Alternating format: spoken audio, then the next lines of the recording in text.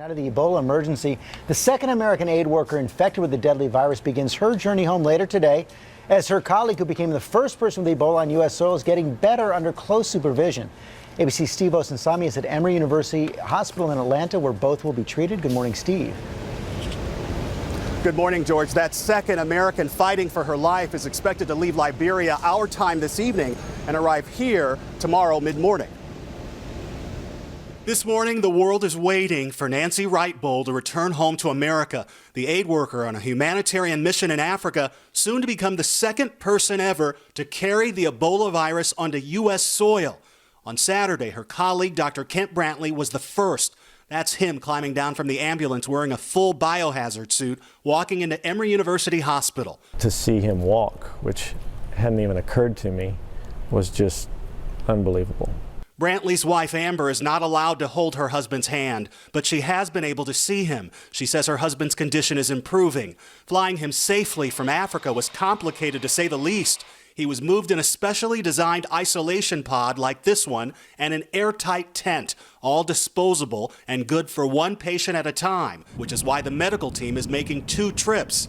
Today, Writebol will begin traveling a more than 5,000-mile journey from Monrovia to the Azores to Bangor, Maine, before landing at Dobbins Air Force Base outside Atlanta Tuesday afternoon. We have the environment and expertise to safely care for these patients. Brantley and Writebol, both parents with 2 children, contracted the disease while treating African patients. Staff members at Emory Hospital and the CDC next door are on alert. They're taking every precaution, confident they can keep their staff healthy and the disease isolated. It's a deadly disease, and it's understandable to be scared of it. But, you know, the bottom line with Ebola is we know how to stop it.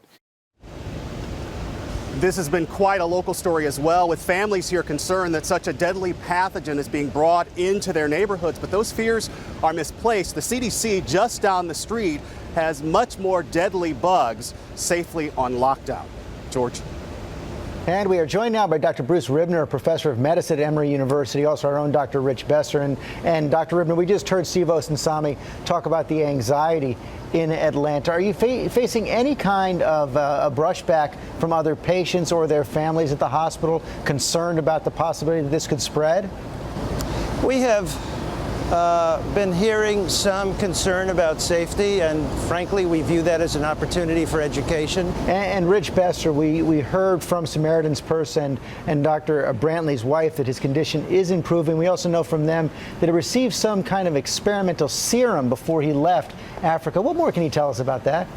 Well, as you remember, a week ago, there was discussion about 1 dose of an experimental anti-serum coming, and Dr. Brantley saying, no, I don't want it, please give it to my colleague, Nancy Writebol.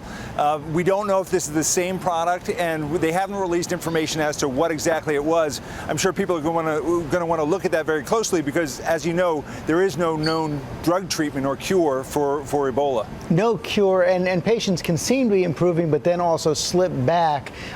When will we know if someone is actually safe to go out in public?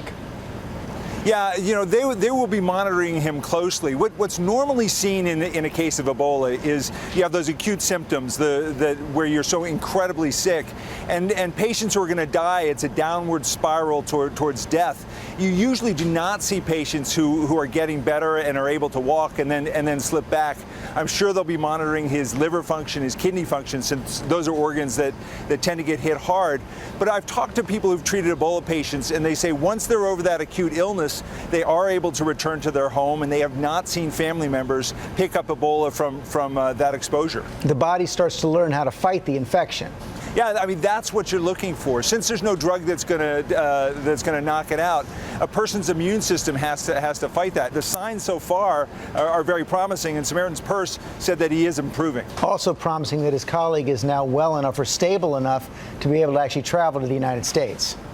Well, they're going to have to assess her again when they arrive. The journey back in one of these transport planes can be very arduous. You know, she will be in an isolation pod on the way back. So the team that's picking her up will have to do the assessment.